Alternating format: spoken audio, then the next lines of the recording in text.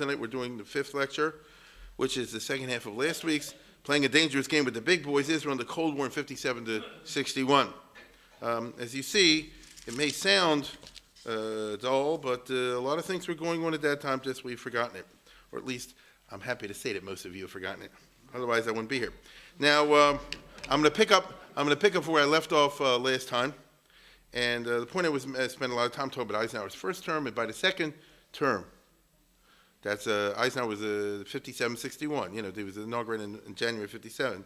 By the second term, as happens very often in the last 60-some years, the president and the State Department are jaded. You understand? They've learned already, and they've given up. When I say jaded, means they've given up on resolving the core issues of the Arab-Israeli conflict, and they seek merely to contain it.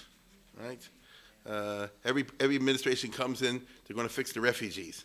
They're going to fix the borders. They're going to solve Jerusalem. They're going to divide up the Kotel. Everything's going to be worked out, and they're bright-eyed and bushy-tailed, and everybody has these new ideas, and they get on Face the Nation. And then the first term goes by. And by the second term, they say, well, let's just contain things, which was good for Ben Gurion, whose policy was the creation of facts. This, I might say, is more or less the policy of Israel for almost 70 years now. They've always keep kicking the ball. They've never sought to engage in final issues, which is an interesting point, because they don't see any good solutions to this. Now, I know this is being debated very hotly as we go to press over here, and they're going to have elections again in March, and you're going to see the left versus the right versus the center. But the basic facts are, I think everybody in this room knows, that there's not going to be any easy solution. I mean, for example, all the refugees want to go back. What are you going to do about that? They'll finesse it, but it's not going anywhere. And so, as far as Ben Gurion was concerned, let's not talk about any final solutions. I mean, theoretically, he's in favor of it. Let's create facts. Let's bring in more Jews. Let's build up more. Let's increase our economy. Let's increase our defenses. Let's increase our qualitative superiority, as he called it, and that's how we deal with the situation. This management of problems as opposed to solving them, this attitude reflects, in the 50s anyway, the fundamental reality of the Cold War, which was not solvable, okay? It was just extended to the Middle East. What, after all, was the containment policy, which was the official policy of the West, which was formulated by George Kennan, as I mentioned last week. You're not going to beat Russia. You're not going to have a third world war. You're not going to blow the whole world up. So what are you going to do? What does one do ever in life when they have a problem? Let's say, for example, a health problem, which is not going to go away. You manage it as best you can. But that's a certain philosophy. So that's been Israel's, they won't say it, but it's been Israel's philosophy ever since May of 48. And by the late 50s, this is the way it goes. So we won't find Dulles, for example, saying, let's take a new, fresh approach to, solving the Negev or something like that. It is, by the way, for better or worse, today, Obama's approach to the clash of civilizations. After all, this is going on in the Middle East, you know that. I'm not sure, I just pull it off the YouTube, and there's a lot worse. And what is the American policy? Are they going to solve this? Well, the current administration says, I guess it's not solvable. I'm not saying they're right. I'm just telling what they say. It's not solvable. So we're not sending in an army. We're not going to spend another $1 trillion. We're not going to do this, that, and the other. Manage the problem. For Eisenhower, the big problem in 57 to 61 was, which way will the various Arab states go? Will they go for America or for Russia? It's the Cold War, at the height of the Cold War, when really there were two camps, as I said before, and halonu ato litzarenu. You're either going to sign up with this team or you're going to sign up with that team. And every country in the world, down to, Luxembourg, was required, Nepal, make a choice. This is the way the West saw it. So you're going to go with Eisenhower, you're going to go with Khrushchev. As far as Eisenhower is concerned, Nasser is messing things up by framing the question incorrectly. I'm talking about from Eisenhower's point of view. Not in terms of the free world versus communist dictatorship, which is the way they see the world from Washington, but rather in terms of the new and progressive versus the old and reactionary within the Islamic world. So Nasser is this versus this. In Saudi Arabia, for example, King Saud in the late 50s, it's still slavery. It's legal. They didn't get rid of slavery till 64. It's still, 1,000 wives. It's everything. Egypt, by this time, not only abolished slavery, is a monogamy. I don't know if you know this. They were embracing Westernism, socialism, all the rest of it. And therefore, the appeal, as I can say, is away from the old, the reactionary, the disgusting, to the new, the fresh, the progressive. You can hear the Vart. you're Jewish, so you might not respond to it. If you were an Arab, you could totally respond to it. Although the USA wasn't really comfortable with corrupt and reactionary kingdoms, it lines up with them because of the Cold War. This is a basic fact of American foreign policy in our lifetime, okay? I mean, as far as I was concerned, this is our friend. We got no choice.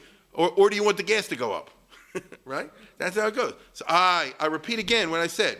This guy, at the time of this speech, right, has a slavery. 95% slavery of black people, 5% slavery of white people. I'll be very blunt about it. Wow, in 1957, 1958, why are they all teaming up together? Why didn't you hear Senator Fulbright complaining about that? You understand? This selective morality is something that we're not unfamiliar with in the conduct of American foreign policy. As a matter of fact, this is rather traditional in American foreign policy. Remember Somoza, the dictator of Nicaragua? Who put him in? FDR. And you remember this famous statement of FDR's? And Roosevelt was a liberal. And I do mean that. I'm not saying to be funny, but it's very famous. Okay? It goes farther back than that. If you know your American history, who helped the U.S. with the American Revolution? Who was our first friend? Who did we sign our first treaty with? Two very reactionary dictatorships called the Ancien Regime, right? Marie Antoinette and all the rest of all the French peasantry was starving. She said, let them eat cake. They had the Bastille and all the other things that you may remember from seeing, The Tale of Two Cities? Yeah, but practical is practical. You understand? So in other words, when people talk about morality, criticize one country and the other, we all understand that there's always going to be what they call realpolitik, a certain realistic politic, which is hypocritical, but nevertheless the country feels it's necessary for them. Israel do the same thing. In the 50s, they're going to team up, for example, with the Shah of Iran, who's a reactionary despot, among other things. That's not all he is, but that's one of the things he is. But Ben Gurion is going to say like this. What's the choice of America can get to the King Saud and Russia can get to this one, and Israel can't get together with that one? This is the real world. So it was an ugly world. And it was ugly simply because that's the nature of international politics, and it's always going to be brought in relief whenever there's a two-sided conflict, like there is today, for example, between clash of civilizations, between the radical Islamic world, for example, on one hand, and the Western world for the other. Each one looks for friends and allies. So to give you one example off the top of my head, which you know without me even telling you, isn't Russia totally backing up, Syria? Even though the Syrians are killing all the people. Why? Because the Russians say like this. It's because what's the alternative, And what's America doing? America doesn't know what to do. We team up with this one, we get this one. If they support the democratically elected regime in Egypt, it's going to be the Muslim Brotherhood, and then they'll kill America. But if they go for Morsi, not him, what's the other, Sisi, then it's life gets complicated once you're out there in the international arena. And so the same thing for Israel. My point is that if it's 1957 and you're Arab and you're young and you're college educated or idealistic, Nasser is the Arab Spring, to use a term that we have today. And Nasser knows this and directly calls upon the young and idealistic to rise and support him. And you can't blame people all across the Middle East for saying, I don't want to follow some stupid king in my country, like I say, who has 10,000 wives and I should be paying taxes for that. I don't want to go in a country where they keep up slavery. I don't want to go in a country in which everything is for all the money, the system is all rocked for a corrupt few and all the rest of it. I want a glorious, future, young, progressive, all the rest of it. Such an approach was calculated successfully to leapfrog the elites and to appeal to the masses, particularly, as I said, the young college kids and the army officers, anybody with a kind of, idealism. In the end, looking back from our perspective in the year 2014, this was a phony Arab Spring just like the recent one was. Right? It's all baloney. After all, Nasser is, if you want to get down to it, a fascist. Okay? Now, most of you don't even know what fascist is. It's the kind of name that you call your friends when you don't like them if they say something. Right? All my relatives and friends who are left-wingers, if you ever think, oh, you're a fascist, you understand? But, and Nasser wouldn't take it either, because he said, I'm not a Mussolini. But he was. And the Arab countries today, right now, in 2014, is all fascism. They just won't use that word. By fascism, you mean like this. It's a dictatorship which is ostensibly on behalf of the people. See, look at King Saud. He's not fooling around anybody. He's like this, I want to get all the money from all my subjects to buy 10,000 more wives. That's what I want to do. and 100 more Cadillacs and Rolls Royces. This is what I'm into. You know why? That's what my father did. That's what my grandfather did, going back to Adam and Eve. Azay Gatus in the Middle East. A fascist leader said like this. Fascist says like this, I want all the power, but then I want dictatorial power to kill anybody I want. But then I'm going to use it, it's going to be better for you. After all, did Mussolini, as we all know, make the trains run on time? Didn't he fix the roads? And he did. If you've been in Italy, he fixed the roads. He made housing projects. And see, Hitler did the same thing. He says, I'm building the Autobahn. I'm helping the unemployed. The argument of fascism is one that's around with us today. It's just they don't want to use that word because Hitler gave it a bad name. But the argument, this is all think of who's the president now of Egypt. Think who's, the leaders of all these different countries, Iran and all the others. Yes, we don't have a democracy. Yes, we don't have freedom of press that they can criticize the government. But we're helping your economy, right? Everybody's doing well. I could even give you a name like Singapore, for example. He said, what do you need all the rights for? We have a 12% growth rate every year. Everybody lives very well. And the streets are clean. We'll kill you if you dirty them. So the streets are clean. So what do you want? Democracy won't deliver you better. You understand what I'm saying? It's a utilitarian kind of criterion. It's very interesting. You and I, most of us here, growing up in the U.S. of A., and therefore we have a certain mythology. I like it. I'm just saying it's a mythology, which we go like it's that democracy is an end in of itself. And that's Thomas Jefferson and so forth. And it's kind of true because it's worked in America, Baruch Hashem. But there are other countries where it hasn't worked so well, and therefore the argument is democracy is just one possible way of me improving my life. If you've got something better, then I'll go with the other one. Why do I want to be democratic and poor if I can be in a fascist country and rich? That's sort of a business. Except that Nasser, and that was his appeal. By the way, he never delivered. He delivered a little bit. They did put in a social welfare system, but one with a dysfunctional economy, and so the net result is massive poverty anyway. You understand? In other words, you do get a check from the government, but it doesn't buy anything. You will get a job with the government. I'm serious. Nasser, I'll give you an example. Nasser made a law. Anybody who's a college graduate, a BA, is guaranteed a job. Think about that. It's guaranteed a job, and a decent job. The economy can't do it. You work for the government. So what does that mean? You have 1 million and 2 million extra workers for the government? Nasser did it because he said like this way they won't revolt against me. You understand? So I'd rather have an inefficient bureaucracy that doesn't deliver all the goods, all the rest of it, but all the college-educated people who are the dangerous ones, because they're the ones that can write and make revolutions, they're taken care of, thank you very much. You see? So the world is a funny kind of place.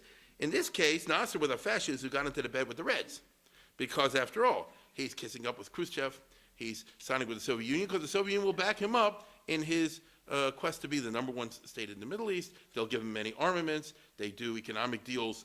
I'm not sure exactly what Russia could do economically for Egypt, but it's not true they could do something. It was nowhere near what the West could do, but nevertheless, these are the choices that Nasser made. So to Eisenhower and Dulles, Nasserism equals communism. Any country that switches to Nasserism is one that's lost to the West. This was good news for Israel, okay?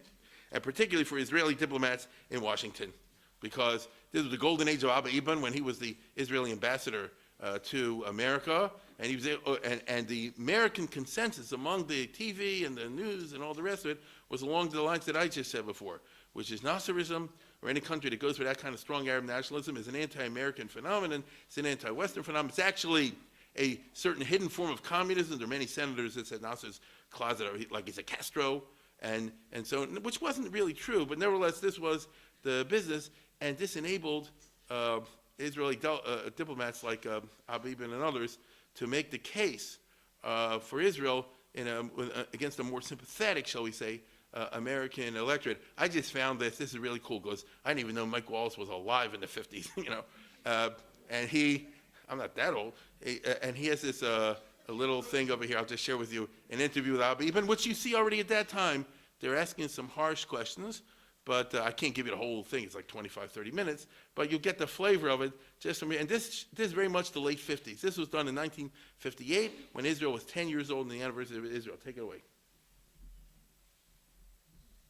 Good evening. Tonight, we go after a story that has been thousands of years in the making. The story of Israel, the country which celebrates its 10th anniversary this month. Our guest, Abba Eban, Israel's ambassador to the United States and its chief delegate to the United Nations. If you're curious to hear Ambassador Eban's views on the recent mergers by Arab nations which are hostile to Israel,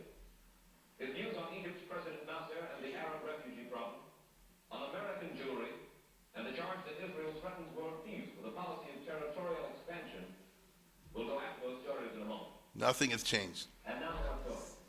Our Elam, Israel's ambassador to the United States, is a scholar, a linguist, a persuasive orator, a veteran statesman at the age of 43. He has been called the voice of Israel, which is also the title of his book. Tonight, in order to clarify Israel's problems, her hopes, and her aspirations, we shall put to Ambassador Elam questions raised by Israel's critics, some of them by her enemies. Mr. Ambassador, in its 10 years as a nation, Israel has been involved in repeated violence, major border incidents, 2 open wars with the Arabs, the first in 48, the last in 56. What do you foresee for the next 10 years? Do you foresee continuing violence? Well, Mr. Wallace, the last 10 years have not only been years of violence, they have been incomparable years of joyous creation, of sovereignty restored, of the people gathered in, of the land revived, of democracy established, but there has also been violence imposed by the hostility of our neighbors. For our second decade, we devoutly hope for a period of peaceful consolidation. We hope that there will be no recurrence of the violent conflicts which marked our first decade, but that we and our kindred neighboring people will devote all our efforts to the development of our respective countries and of our common region.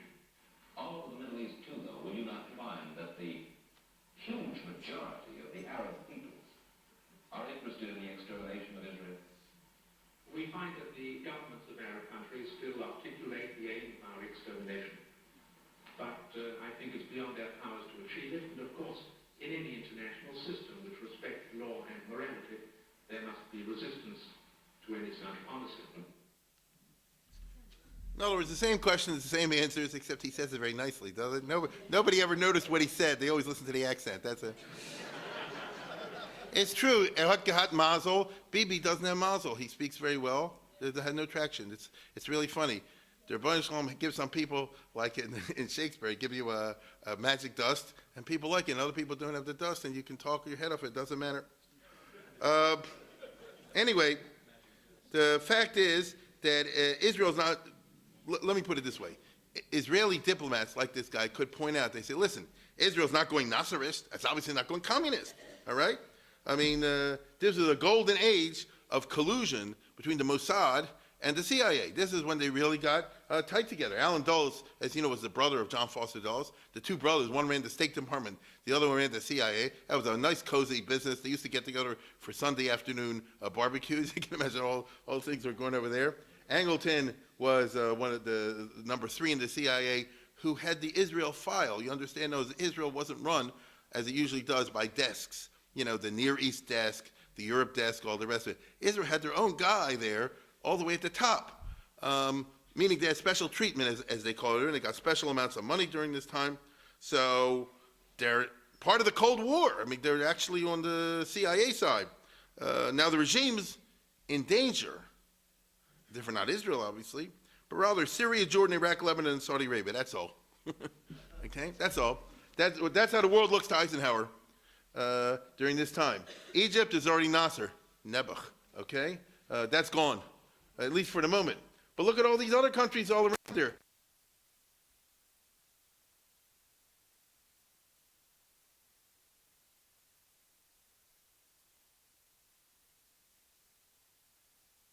In danger.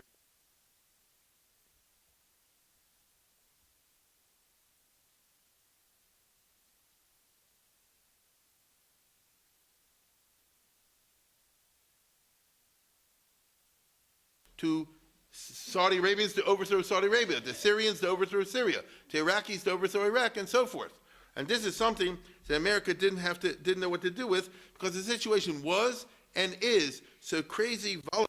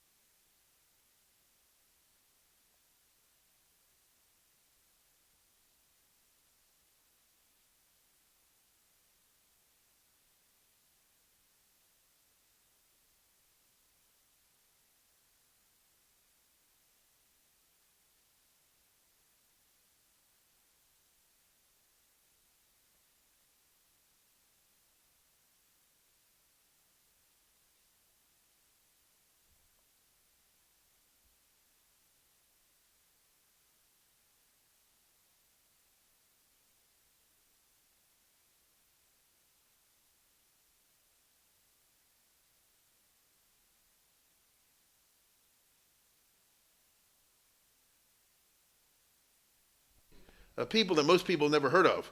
Eliyahu Sassoon was actually an Israeli ambassador, but mainly an intelligence agent. He's born in Damascus. He's a Syrian Jew. And he became a Zionist early in life. He moved to Palestine back in the 1920s or something like that. It was on the Sachnut, and he's one of their Arabists, so to speak, because since he grew up, actually, if I remember correctly, I think he went to college even in Syria. So he really is thoroughly familiar with the Arab world, and he was the ambassador to Turkey, and he said, listen, this is a policy. Reuven Shiloach is a ex-Mea Sharm guy. His father is a strange story. His name is Aslani. They're from Mea Sharm, but his father was a Zionist in Mea Sharm. That didn't work out too well.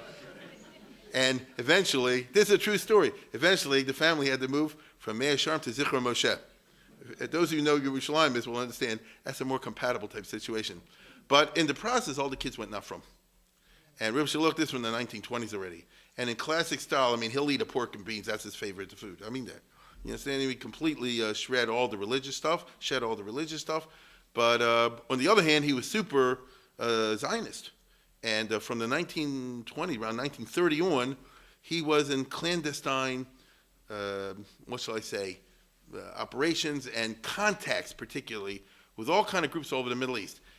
When he was very young, and when he was 21 or 22 years old, he was sent by the Sachnut to be a high school teacher at a Jewish school in Baghdad, right, in the 1930s. And so he understands the Middle East. When you live in Iraq, he spends a lot of time in Syria and places like this. You understand, as an outsider can understand, it's not really a country. It's the Druze, it's the Kurds, it's the Shiites, it's the Sunnis, it's this group, it's that group. Everybody wants to kill everybody else. You're very sensitive to the fact that the Middle East isn't what it looks like from the top. And his whole career is very interesting, extremely interesting person, because he was a shadowy figure, and he made the Mossad, but then he was kicked out because he wasn't a good, a good manager, he wasn't a good executive of the organization. But he knows the secret business altogether, and he's always in this behind-the-scenes kind of stuff. And he sees already in 1957 everything I just told you. He said, you look at the way it's going to be Nasserists, it's going to be Arab nationalists, it's going to be a great wave of powerful emotion this way. This is going to threaten Turkey and the other countries, and let's go and team up with them if we can. Now, take a look at the next map. Look closely what I'm about to point. Here's the country of Syria today. This is Israel. This is Lebanon. Well, it's artificial. The French took a piece of Syria out before they set up Syria, and they said, we want an area safe for the Christians, so they made a separate country called Lebanon. So if you're a Syrian, you say, who gave you the right to do that? But I'm not talking about that. I'm going to do something better.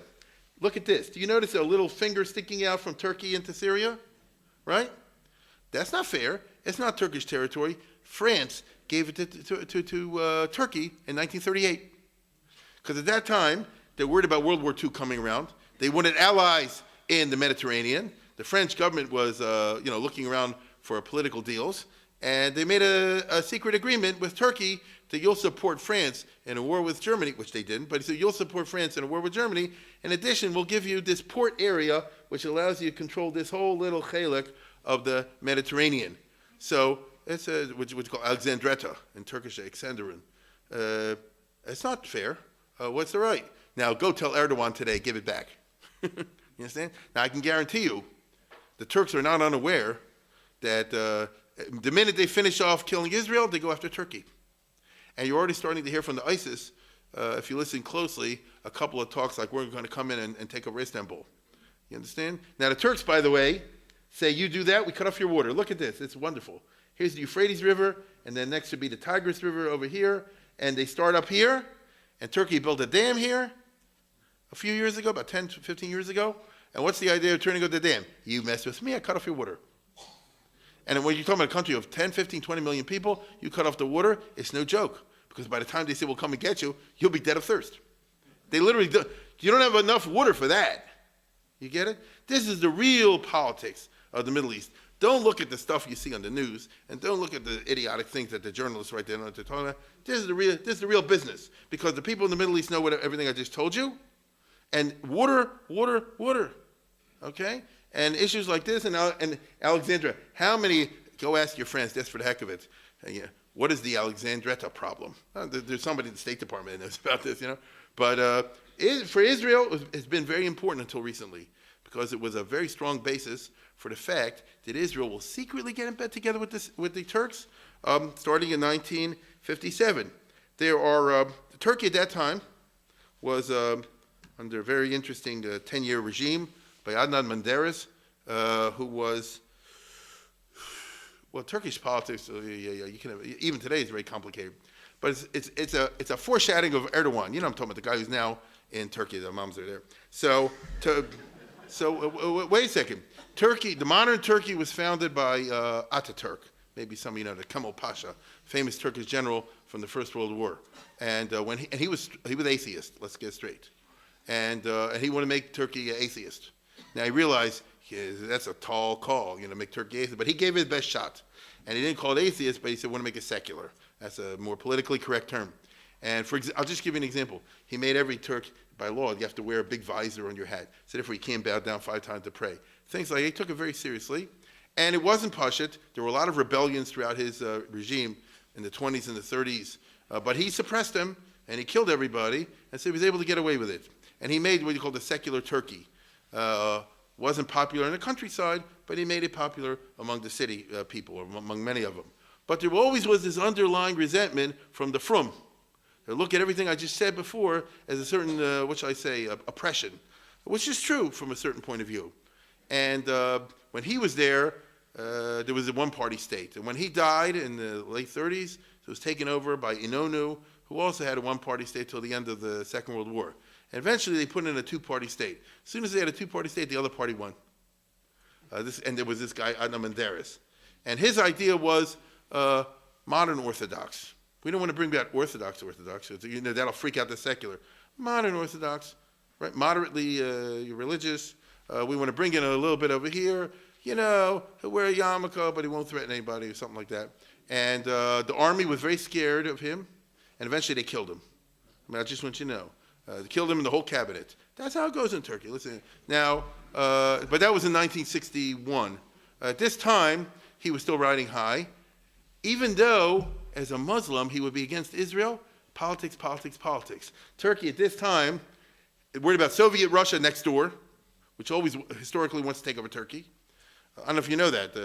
It's always been a dream of Russian nationalism to undo the Turkish conquest of Asia Minor in 1071. Right? At the Battle of Manzikert. I know you all know that.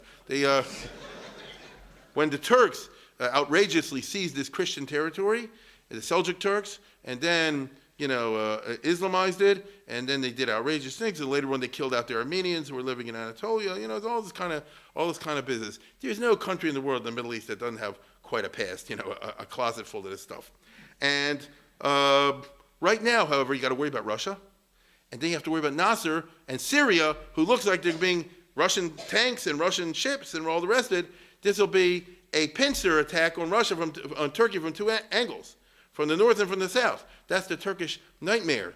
And here comes Reuven Shiloach, and then Golda Meir comes on a secret boat trip, and then all these other guys, Elio Sassoon, and they say like this: listen, we're on the same boat, right? Political boat, and let's team up and let's work together. And they do. And so there are similarities between Menderes and Erdogan, but unfortunately there are also strong differences, simply because Turkey today doesn't feel like they're under attack from Russia. If they did, he would dance differently. But because they feel totally free of any threat from Russia, they can stick it to Israel the way they would like to do, because he's a Muslim fundamentalist. You understand? This is as I say before, this is what Israel stuck with. Now, a long ballet do results. Eventually, the Israeli diplomats, secret negotiations, all the rest of it. Ben Gurion makes a secret visit to Turkey in 1958, and they basically form a certain type of axis, you understand? Which is, we'll cooperate intelligence-wise, in military matters, in other matters, not publicly, God forbid, it's all behind doors, but Lamaisa, in the real world, we'll tell you if a Palestinian is coming to blow up Israel, you tell us if somebody's coming to blow up Turkey, so to speak. You understand? And we'll both keep track of what's going in Syria and in Nasser and all the other places, because those are the bad guys that are both of our problems. So, is this a significant improvement in Israel's position? Depends how you look at it. You understand? As Ben Gurion said, there's no marriage over here, only mistresses. Right? No country would ever admit it. right? And publicly he said that. He said no country would admit it and all the rest of it. But behind the doors, Israel and Turkey are cooperating. Same thing happens with Iran. When, after the revolution in Iraq, which takes place, I'll tell you in a minute, in 1958, which was an extremely violent revolution, and it freaked out the Shah of Iran. So the Shah of Iran, again, doesn't love Israel, and in fact, he doesn't like it, and nevertheless, the geography and the politics work in his favor. Take a look at the map here. Here's Iran, and I'm going to tell you how the Shah of Iran saw it. I'm going to tell you how it was. I'm talking about how his mentality works. Russia is engaged. Here's Russia. Here's Russia. At that time, the Soviet Union. They're engaged in a huge plan to take over Persia. Because once again, for 1,000 years, the Russians have desired to take over Persia. I don't know why, but the Russians now look at this. The Russians are going to take over Afghanistan, like Azoi. They're going to take over Iraq, Azoi, and who's in the middle? Right? So they're being attacked by a pincer movement. This was not totally wrong. It was only partially wrong. Eventually, too late, the Russians invaded and took over Afghanistan. I mean, that was a mess, but I'll say it once again what I said before. The trouble is, you're all Americans, and if you look at it from the point of view of America, so to us, Russia took over here, a pincer movement. It's an interesting article in the New York Times. Now let me see who won the World Series. You see? If you live over there, this is the story. Right? Obama, that's a side story. This is the story. This is the big threat. And so the Shah of Iran said like this, when Reuven Shiloach goes there, and eventually Ben Gurion, the way he does it is he flies to Burma, as a story for later on, to spend a couple weeks in a Burmese monastery to learn the Buddhist religion. That happened. And on the way, he was always very interested in Buddhism and all the rest of it. Listen, he's not interested in Judaism, So, wait a second. On the way back, you have to refueling stop in Tehran. This is all secret. While he's there, guess what? He gets a meeting with the Shah, and ever since after that, all the prime minister of Israel, up to including Menachem Begin, used to make all these secret visits all the time to the Shah of Iran. And he didn't go to Israel, but they went over there, and as long as it's kept out of the public sight, as I said before, it was okay. Because of the very delicate, sensitive nature of all this, you can't trust the diplomats because they talk at cocktail parties and things like this. So what you really end up, especially in case of a country like Iran and Turkey, is Mossad diplomacy. And this becomes a key feature of Ben Gurion and afterwards, in which there are many countries out there that you don't know it, but Israel is maintaining secret contacts with them at the level of the two secret services. You understand? In Iran, it became very notorious because it was Israel who was the head of the Mossad, and this guy, General Bakhtiar, who set up the Savak, which later got in trouble because they tortured everybody. But I got news for you. The guys that took over and wiped out the Savak and told them they doubled the torture.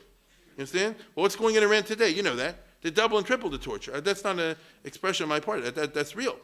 That's how the ball game is played, unfortunately, in that part of the world. But there will be countries like Indonesia, which is a Muslim country, and India, and places all around the world where you think, if you listen to the public and you watch them in the United Nations, they hate Israel and they're to try to destroy Israel and all the rest of it. And that's true. At the same time, secretly, there's Israel has an office. You understand? In Indonesia, Israel has an office. In this African country, Israel has an office. It's not a flag, it's a Mossad. You see? Maybe it's called Import-Export Company, but it's the Mossad. And they are teamed up with the Secret Service in that country, and that's a certain type of diplomacy. Israel has relied on that. I think they do it to this day, right? As we speak. It's what goes on. You can't trust what you read in the paper for this reason. Eisenhower knows about this. Dulles knows about this. They encourage it for Cold War purposes, as you can understand. I mean, after all, Eisenhower was in favor of the Shah and of Menderes until he was killed. And, he wants Iran and Turkey to be a bulwark against Russia, against the Soviet Union. So these are countries America's concerned with. If Israel can help in that regard, and Ben Gurion is basically like a salesman, he said, we can help in that regard. So then he says, it's okay. Same thing in Africa. There's Israel, and here's Israel, here's Ethiopia, which is kind of far away. Look what a strategically important area Ethiopia is.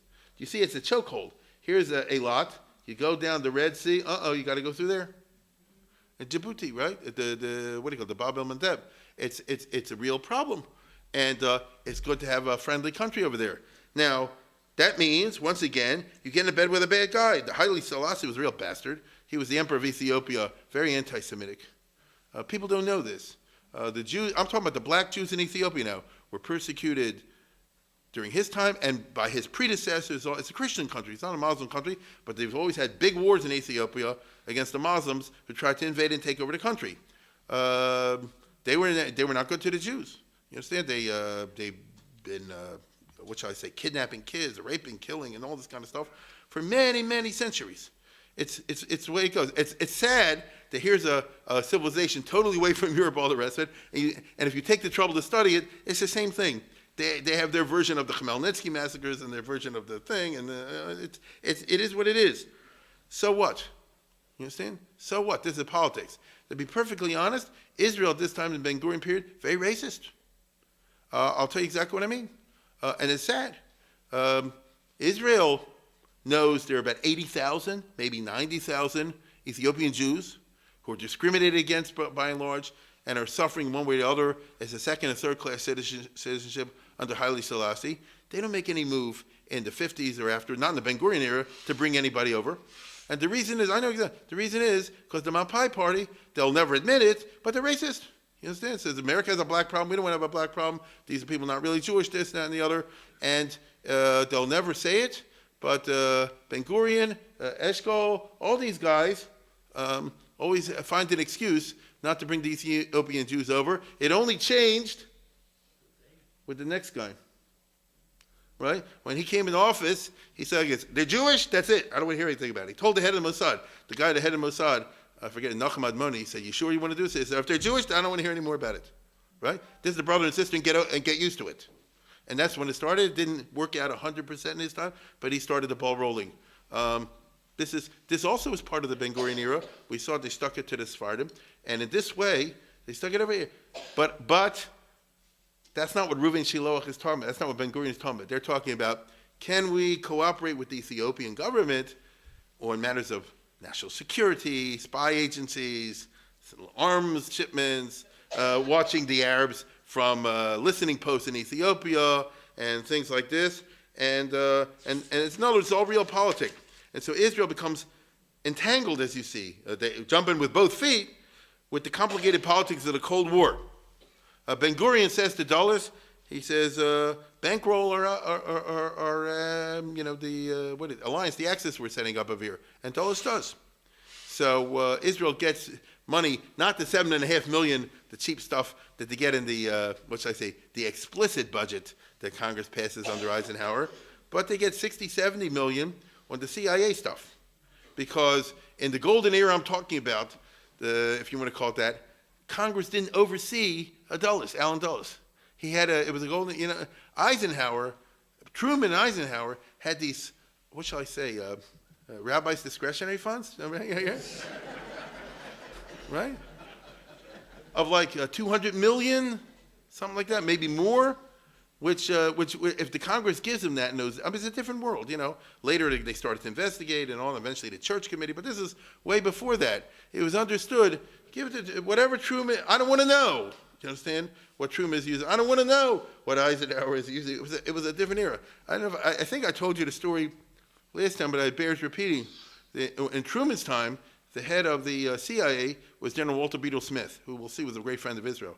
And Walter Beadle Smith was Eisenhower's chief of staff in D-Day. He's the guy who actually ran the war under Eisenhower. Eisenhower was the top guy, and I'm not taking away from him, but Smith is the one that really did it.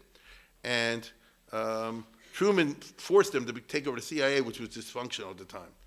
And Smith was a soldier. You have orders, you have rules of engagement, all the rest of it. All of a sudden, you're out there with a ton of money and no rules of engagement. And he went to Truman. He says, am I allowed to do this? Am I allowed to do this? My staff says I should overthrow this, assassinate this, blow this up. So, what am I allowed to do? What am I not allowed to do? And Truman took out a piece of paper, official piece of paper. He wrote out a thing. It said like this: I hereby pardon Walter Beadle Smith. You understand? Signed Harry S. Truman. They say, you put the date on. Now I want to tell you something. That's bad and good. let me put it this way. That's the last time I ever heard a politician, I mean this, what I'm about to say. That's the last time I ever heard of a politician, let alone a president, really say the buck stops here. Because what he was saying is like this: you won't get into trouble, I'll get into trouble. Right? If the CIA does something and it blows up and the public gets angry, you won't be the one to suffer, I'll be the one to suffer, which is the way, if you're a boss, this is the way to run an operation. You get it? It's not going to be like Nixon and Reagan and this one and now and Obama and all this. I didn't know anything about it, all the rest of it, right? It's a different, but it bespeaks the Cold War. And Dulles had the exact same situation, Alan Dulles had the exact same situation. And so if you got a slush fund or whatever you want to call it of $200, maybe $300 million, 50, 60 to Israel to help with this, what the heck, you know? And that's a lot of money, especially in the 50s. You could buy something with it. And so this is, once again, it's the mistress factor. The real facts happen away from the public. 1957, now, in Jordan, the situation is again boiling, which it is today, by the way. As you know, there's no country called Jordan. It's a mixture of the Bedouins and the Palestinians, right? Palestinians either moved there or were kicked out by Israel in 48, who now are a majority country. And then you have the original population of the Bedouins, who've grown over here. The whole Jordan was invented, as we all know, as Winston Churchill put it, over a whiskey and soda in a Cairo hotel on a hot July afternoon in 1922, because that's what Churchill did. He was a colonial secretary. They said they have to make the borders of the Middle East, and so he sat with a guy and just, artistically, he drew up the lines. So Jordan was artificial over here, and what shall I say? The throne of King Hussein is going to be always very shaky, as you can see. I mentioned last week, there was a big plot by the prime minister of Jordan at that time, al-Nablusi, who was a Palestinian from Nablus, which almost succeeded. And even though King Hussein survived it, he's sitting on a powder keg. And then, a few months later, in February of 58, Nasser makes the United Arab UAR, the United Arab Republic, meaning now it's all under Nasser, Egypt and Syria over there. And look at it as in relationship to Jordan. And meanwhile, at the same time, as the year of 58 gets worse and worse for Jordan, popular feeling in Iraq has been building up ever since the Sinai campaign, meaning the public in Iraq said, how come Iraq secretly supported England, trying to knock out Nasser? Can you follow this? Secretly supported England in the Sinai campaign because Nuri Pasha, the head of Iraq, hated Nasser because Nuri wanted to be the number one Arab, and Nasser was. So this got out to the public over there. And they see Nuri Pasha as being too close to Moshe Dayan, which is beyond treason in the Arab world. It was still seething against the British after the Portsmouth Treaty of 1948. Nobody even knows what that is. Iraq, in World War II, had a prime minister, Rashid Ali, there, who joined Hitler. I don't know if you know this, in 1941. You hear what I said? Iraq declared war on England in favor of Nazi Germany in 1941. They made a big pogrom and killed a ton of Jews. They called it the Farhad or something like that. In 1941, this is, this doesn't count. And it's only because the British under Churchill immediately moved the army in and conquered Iraq in a military campaign, 1, 2, 3, that it didn't work. And Rashid Ali ran away, and the Grand Mufti of Jerusalem, who was the spiritual advisor, ran away. And the British occupied the country until 48. And in 48, they said, we'll leave, but England still gets to have certain control in Iraq, because you see you guys doing Hitler, you're crazy. Well, if you're an Iraqi nationalist, you hate that, England still having a piece of what to say in your country. In July of 58, there was a huge revolution. The monarchy, the king over there is overthrown, and Nuri and the king and his whole family are all butchered. You understand? Take a look at this.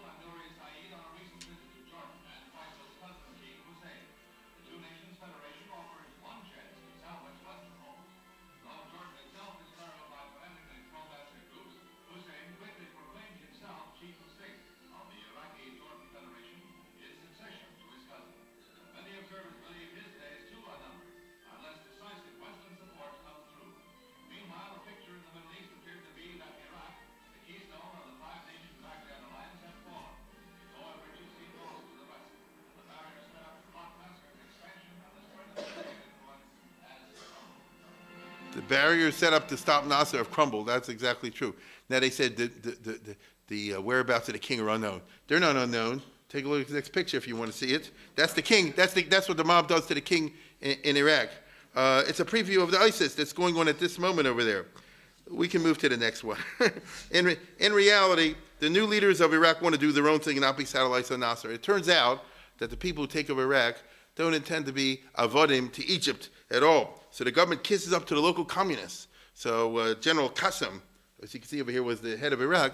He hates Nasser, so therefore he brings in and gives a lot of power to the Iraqi communists. Can you keep track of this? See what I'm saying?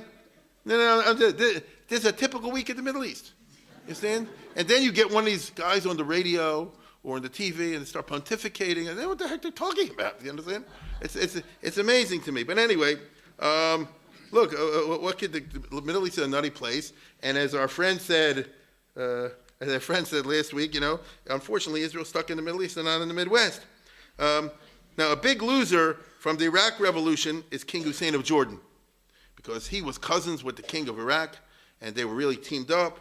And there's no question, Syria's down, and Iraq is down. Jordan is the next to go, baby. And he knows it. The only people in the Middle East that don't want to kill King Hussein is Israel. It's weird. You understand? Now, you think I'm kidding? Take a look at this news item where Syria tried to shoot down King Hussein.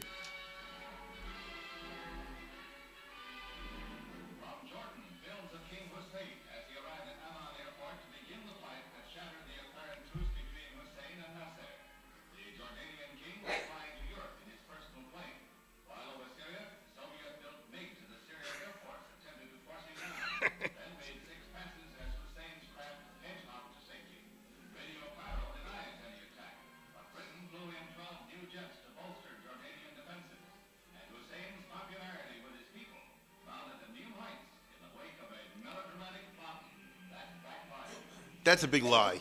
The popularity didn't rise to new heights. But I just want to say, it's a good thing he learned well at the pilot school, you understand? So he knew how to do this and that and the other. Because otherwise, 6 MiGs would have shot him down. I like the way they said they tried to force him down. And in America, they say try to shoot him down, you understand? Now, this is nuts. In fact, he even says that, it was good the Israeli Air Force was, this is what he wrote. It's good the Israeli Air Force was nearby, so the Syrians were afraid to chase them all the way. What kind of a country is that? Golda Meir, who's Israel's foreign minister in the late 50s, tells the British Foreign Secretary, Selwyn Lloyd, we all pray 3 times a day for King Hussein's safety and success, which always made me feel good because I always wonder if Golda Meir prayed 3 times a day.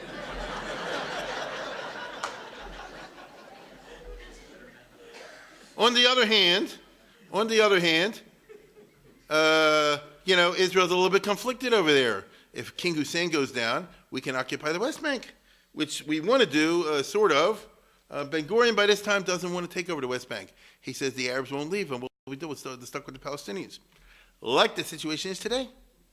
Yigal Allon, who was Israel's great general of the 48 and was a cabinet minister by 57 from the Achdut Avodah party, he said, no, let's take it over. We'll force him out or we'll do something. And so it was a constant tug of war at the highest echelons of the Israeli, decision-making establishment over how to react and what to do with the West Bank, which we know eventually under different circumstances ended up as a result of the 67 war under Israel. But in 57, 58, 59, they're saying, King Hussein might kick the bucket tomorrow. He might end up like his cousin in that picture you saw before, in which case we're not going to have a radical Nasserist state 5 miles from Tel Aviv, And so what's going to be, you get it? It's not a good set of choices. Things, after the Iraq Revolution I just showed you, things get so bad in Jordan, it feels like King Hussein's days are numbered, and that a violent revolution will break out at any moment. All the newspapers, everything, they say, they already write the obituary. King Hussein is so bad off, he holds up in his own palace. You get what I'm saying? It's like 55 days in Peking. They had to sandbag the palace. You understand? And Macmillan, who was the British Prime Minister at that time, very smart fellow, he desperately decides to send in thousands of British paratroopers and Marines to fortify the place. Okay? Meaning, King Hussein, in order to survive his own country, will need British soldiers, mamish. Okay? And he can do it fast because it get overturned in any minute. But geographically, how do you do this? The British are located in Cyprus. That was their base at that time. They can't get into Jordan. The other Arab states won't let them use the airspace. This is really cool. Take a look at geography over here. Here is Cyprus, which was a British air base, a military base rather. It was still part of the British Empire. Cyprus. Now, the goal, I'm giving you a geography game question. The goal is, how do you get here? You can't go here. Syria won't let you through. You can't go here. Egypt won't let you through. You can't go through Lebanon because then you got to go through Syria. Well, you can't get in. How are you going to get your men in? You can't go around and go through Iraq. Iraq won't let you through. They just had a revolution. You tell me maybe you go to Saudi Arabia. Saudi Arabia says, we don't allow foreign soldiers to come from our territory. So you can't get in that way. So it turns out, my friends, there's only one way for Great Britain to rescue King Hussein, which is if they send their planes, how? Right? You go through there. Now, I told you, King Saud said, not I. It's like that fairy tale, the kiddie tale. So, although the United States, listen closely to this, although the United States and England are exasperated at King Saud, the guy might have been right. I say this now with hindsight. How did Osama bin Laden start? Because America put troops in Saudi Arabia. Remember Bush? Bush Jr., Bush Sr.? When Bush Jr. put the soldiers in Saudi Arabia to protect against Saddam Hussein, that's what ticked off the extreme fundamentalists. And they're the ones that made the 9/11. And they're the ones that have the origin of the ISIS and all the other stuff that's coming down the line ever since then. And so maybe when King Saud told Eisenhower and McMillan back in 1958, don't land in my territory, maybe the guy knew what he was talking about. But anyway, it didn't happen. So McMillan then says, well, let's go through Israel, okay? After all, look how they're smiling. But time is of the essence. Listen closely. They forgot to ask. They just started sending planes over loaded with paratroopers. You understand? They forgot to ask. Ben Gurion gets a phone call. Guess what? It's a British air attack. Well, I mean, wave after wave. And talk, what is Israel supposed? I mean, what are you going to go to war against England? I'm serious. Like, what do you do? Ben Gurion calls McMillan. So sorry. Oops. Right? My mistake. Ben Gurion goes, Urgh. McMillan says, well, I'm sure we can make this up somehow or other. Shimon Peres says, I have a few ideas. Here's one of them. And that's how in 1958 and 59, England broke its long-standing embargo and gave Israel its top tanks, the Centurion tanks. Right? That's what happened. Right? And by the way, Peres says, a little heavy water would be nice too. Well, and McMillan says, England doesn't have the heavy water. He said, but Norway does. He says, England could buy from Norway and send it to Israel. He said, they do. We want this for research purposes. You understand? And so let's put it this way. Israel got paid. You understand? It's nice to know with a constructive attitude, even the most difficult propositions can be resolved. Now, the British intervention saves King Hussein. Well, I don't know if I could say it. He saved his bacon. In other words, take a look at this. In Amman too, where rumors of pending revolution, perhaps King Hussein's palace, its flag at last for Faisal, would witness assassination also. So British troops were invited by Hussein to police Jordan, and there too violence did not take place. So he was saved by. Now this is not I don't think that's a glorious episode in Jordanian history, but it worked. A few days later, John Foster Dulles calls up Ben Gurion. America's not England. And he said, we would like some overflight rights for American planes sending weapons and supplies to Jordan because it's necessary in the crisis there. In other words, the Marines saved King Hussein's hide, his physical person, but the economy is crashing because Iraq and the other Nasserite countries don't want to send any oil and, all kind of food and things like that. So America will send it. But America's got the same problem. You can't send them through Syria, can't send them through Egypt. You got to go through Israel. And Dulles, they were called Israel, said, can you help us out? Now, Ben Gurion knows that if Israel agrees, especially to an American suggestion, it will really tick off the Russians, as there will be an unexpected interference in Russian plans to take over Jordan. You get it? When Russia calculated the whole thing, Nasser, if you wish, they said, can't send them through Syria, can't send them through Egypt, Israel, Jordan is cooked. Not going to send them through Israel, right? Israel won't let him do it. Lebanon won't let him do it. So we're safe. So we make a revolution now in Jordan. Nobody can help him. If Israel, contrary to expectations, gives American overflight rights, they're really saying, stick my tongue out of Russia. And there are consequences to that. But Ben Gurion does it. And, take the consequences as it is. Russia's enraged. They threaten Israel. They also threaten America with nuclear weapons over Lebanon, which was going at that time. It's Khrushchev and Bulganin sent letters to Israel, so we're going to blow you up. Now Israel's not in a typical war. Israel's a little pawn in a bigger war. So because they're pawn in a bigger war, John Foster Dulles said, yeah, you want to try it? Let's go. This is what they call brinksmanship he's famous for. You take it to the brink. You want to go? Let's see. If Russia really wants to get a nuclear war with the United States of America over Lebanon, I'm ready. Jordan, I'm ready. You want to do this? Ben Gurion says, wait a minute. You're saying let's go. What about Israel? Eisenhower says, don't worry. If they attack you, we'll cover you too. Ben Gurion said, really? How about a treaty? No. You understand? Turns out, of course, it's a Soviet bluff. That's what the brinksmanship was all about. I think Eisenhower was pretty doggone aware, like Kennedy was in the Cuban crisis, they're not going to blow each other up over, King Hussein of Jordan. You understand? Those who fight and run away live to fight another day. And, didn't. But many in the Israeli cabinet questioned Ben Gurion. Why exactly are we taking on Russia? Why exactly are we risking our country for King Hussein? Ben Gurion basically says, you shut up, I run the show. And this was 1958 when he was riding high. Okay? The following year, he led a very victorious election campaign. Height of his popularity, the Mapai slogan was, Hagidu Ken Lazaken. Right? Say yes to the old man. But Russia is blistering mad at Israel.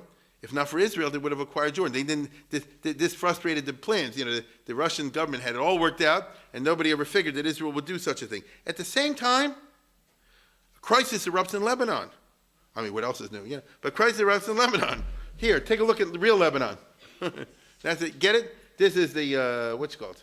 This is the Muslims, the Shiites. This is the Christian Maronites, who were the reason that Lebanon was created. But you got a couple Maronites here and here and here also. And then you got you get the picture. So it's a mess. Now, at that time, according to the Lebanese Constitution of 1943, the president of the republic has to be a Maronite Christian. Get it? The Constitution, you can have elections, but you have a certain group that you can elect. The state of Maryland used to be like this. They're laughing. They don't even know what I'm talking about. The old state of Maryland Constitution prior to the Civil War said, the first time, the governor has to be elected from the Eastern Shore. You can the Democrat, Republican, Whig, whatever you want, it has to be from the Eastern Shore. The next election, he has to be from the central part of the state. The third election, after that, he has to come from the West, from Hagerstown and places like that. And those comes. That was the election over there, right? So there's all kind of variations of this. Lebanon is done confessionally, which means by the religious groups. And so in Lebanon, the Maronite Christians, who you can see is embedded in a sea of Muslims, how do they look at Israel? It's very complicated. Oh boy, is it complicated. On the one level, you might think the enemy is my friend. And therefore they say, good, if the Jews weaken the Arabs, that helps us here in Lebanon. On the other hand, a lot of Palestinians were kicked out and ended up in Lebanon, which complicated the Lebanese situation to the detriment of the Maronite Christians. On the other hand, the Maronite Christians have a long history of extreme anti-Semitism. On the other hand, they also have a long history of extreme anti-Muslimism, and Israel might help them on that. And so it goes, And they do know that if they don't, as they say, anything they have to do has to be, once again, behind closed doors. So the president of Lebanon at that time is going to hate Nasser, Camille Chamoun, the Christian, and he didn't break off relations with England and France when they invaded Egypt in 1956. This got the Sunnis all angry because the Sunni Muslims, they look to Nasser. Nasser is an Egyptian Sunni Muslim. See how it all becomes very ethnic in that regard? And so, I hope you understand what I just said. Anyhow, the point is the country is seething because the Sunnis want to kick out the president. In addition to that, Camille Chamoun wants to join the Baghdad Pact because he's pro-Western. Lebanon is a Western country. These are the people who would like to see this was the era of the old Beirut, of the gambling casinos and the fancy hotels and the bikinis on the beach. They're not Muslims, they're Christians, this group. So it's got nothing, but for their part, the Sunnis in 1958 say, don't join the Baghdad Pact, join the UAR, join the United Arab Republic, Egypt and Syria and Lebanon. And so which way is it going to go? It has nothing to do with internal Lebanese matters. It all has to do with Cold War politics and with the specter of Nasser over here, right? So this is the situation. And then there was, as there always is, intense anger in Lebanon over the gerrymandering of the 1957 elections. So, my goodness, if Maryland elections have their issues, can you imagine the voting day in this kind of situation? And when I say gerrymandering, you understand what I'm saying. How do you draw up the election districts? That's a fine art in Annapolis and places like that, right? How do you draw up the system over here to give the Christians maximum votes and the Sunnis minimum votes and the Druze like this and the Alawites like this? It's a seething situation over there. As usual, my mother used to say back in the 1930s, used to be an expression in Germany, it's all the fault of the Jews and the bicycle riders, you and the Radlfahrer, It's all the fault of the Jews and the bicycle. Why? They would say like this. He says, why the bicycle riders? Why the Jews? You know what I'm saying? This is how it goes. So it's all Israel's fault over here, right? The toppling of a pro-Western government in Iraq's July 19th revolution that I just talked to you about, plus internal instability, causes President Shamoun to call Eisenhower and says, you better help, but we're going to have a revolution over here. And Eisenhower landed 15,000 Marines. I don't know if you know this. There was American intervention, but what exactly were they there for? That was the funny part. Like, what's the mission of the Marines? They didn't really have a mission, and Eisenhower was very lucky they didn't get blown up like it happened by Reagan.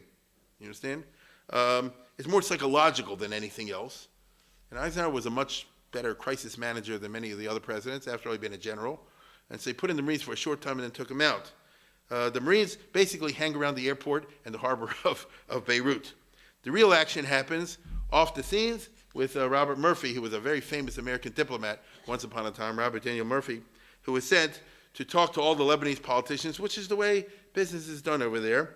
And basically he says like this, everybody hates you, your term is not too far away, I'm going to get everybody to say you're the president, and 3 months resign, just away, and we'll have new elections, and all the forms will be observed. And this guy says, can I be sure that the guy after me will be one of my friends? Yeah, you can do that. Okay, fine. So that's what they do. And the Marines pull out. A decent interval is there, about 2-3 months. And then this new guy, Chahab, is appointed as the new president of Lebanon, who you see kisses up to Nasser over here. Not more than necessary, but not less than necessary. You understand? Lebanon doesn't want to be swallowed by anybody, but they want to keep their own thing, which means that they delayed the, explosion of Lebanon by about 15 years. But when it came to the 70s, they couldn't stop anymore, and the whole Lebanon blew up. But here, they kept up for another decade and a half. The crisis passes. Israel has really ticked off Russia. Although Israel hopes America will openly be more friendly, that's wishful thinking. As U.S. policy is not to tick off the Arabs unnecessarily. That's a cardinal rule of Eisenhower. And he's not wrong. This is why he's not wrong. Anybody remember this? When the gas was a quarter, right? Does anybody remember this? When they filled it up for you and they did your windows and they looked under and they did your tires and then they gave you green stamps, right? It's an underwelt. Well, we can smile and laugh at it. If you're Eisenhower, if you're Dulles in 1958, you say, I guess, what do I want to kiss up publicly to Israel for? It's enough that we smooch behind the scenes. But why do we have to do anything publicly? In the Eisenhower years, tiny Jewish Israel will not be able to change the facts of international life. Even signing up for service on the American team in the Cold War won't get Israel the genuine, close friendship that Ben Gurion and the Israelis yearn for. Dulles goes to Abba Eben's goodbye party, because Abba Eben left in 58, shortly before Dulles got sick and died from cancer. And they were friends because they knew each other for a long time. And so he goes to a goodbye party. And in the goodbye party, he makes a long speech, including this.